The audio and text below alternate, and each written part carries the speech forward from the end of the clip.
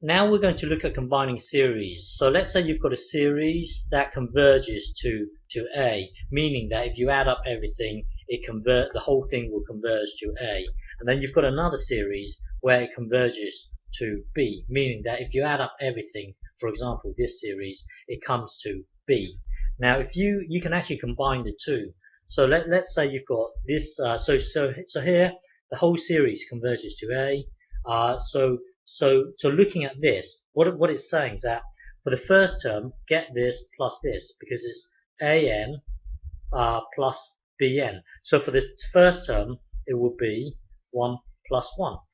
So that's when n equals 1, and then the second term would be u looking at this plus this. So it would be this plus this. So that would be 1 over 4 plus 1 over 8. And then the third, so that's when n equals 2. When n equals 3, that's similar to you getting this, add this. So it's like this, plus 1 over 27. So you trying to sum up everything here, that's the same as you getting this and adding this. So that's the same as you getting the limit here plus this limit here. So you trying to work out this sum here is the same as you just getting A plus B, and the same goes with a difference. So if you have this, well, the same goes when you have one thing taking away another thing. You can just get the limit. Well, you can just get A, take away B, and then if you have a sequence, A n here, if you have this sequence, and then you multiply it by a constant each time. So for example, if you have this here, for example, if you multiply by 3, so hang on, so it's 3 times this, 3 times this, 3 times this, 3 times this. Well, you can just factor out the 3.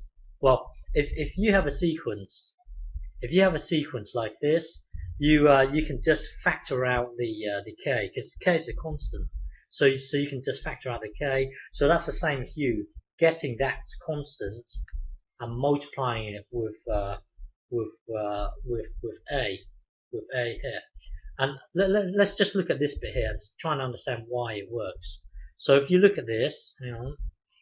So you doing this. So we've seen this. We are trying to understand why this works. So let's just look at this bit here. Well, if remember that if you add up everything, it converges to A. If you add up everything, it converges to B. That's what we've got so far. But let's try and understand this. So what this is saying is that for the first term it will be A1 plus B1. A1 plus B1. For the second term it will be A2 plus B2. For the third term it would be A3 plus B3, and so on, all the way up to n. So when you look at this, this is the same as this. So now by using algebra, basic algebra, you can just remove the brackets, because suppose you have a minus here, then you can just get this times this times this. But this is a plus. So when it's a plus, you can just remove all the brackets.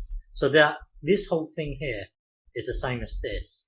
So now by using basic algebra, if you have one thing plus another thing plus another thing plus another thing, let's rearrange this. So let's move this over here.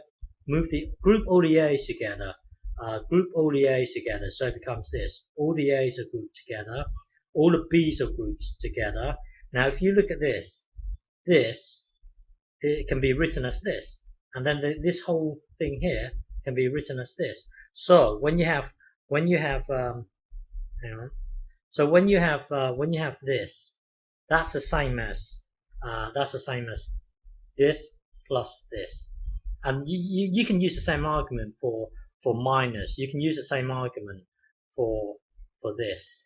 So we've just seen this. Now you can use the same argument to show this. Now let's look at this. So hang on. So when you multiply by a constant, well, this means, well, when n equals 1, when n equals 1, it will be k times a1. It will be k times a1.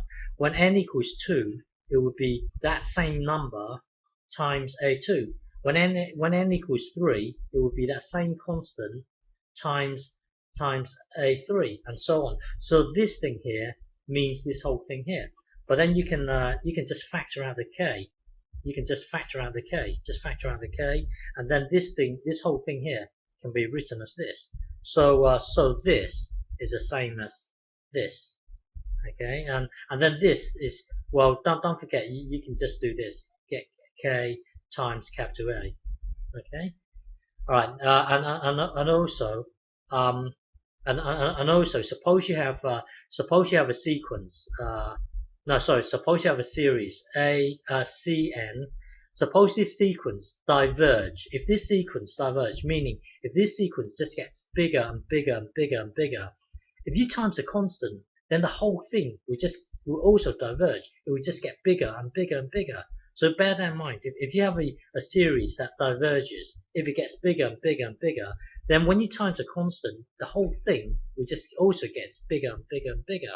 And also suppose this sequence diverges. Suppose Cn diverges and An converge. So let's just say An will converge and Cn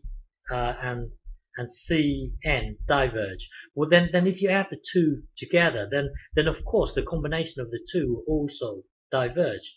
If this converges and this diverge, then you combining the two, the combination of the two will also diverge, because this is just going to diverge. And the same is true when you get one take away the other. Remember, Cn, we just get bigger and bigger and bigger. So this An here will converge. This An here will converge, but this thing here is just going to get bigger and bigger. And when you take away something that's getting bigger and bigger, then the whole thing's it's going to diverge. So the minute Cn diverges, the minute Cn diverges, then you combining the two, the combination of the two will also diverge. If Cn diverges, then the combination of the two will also diverge. Okay.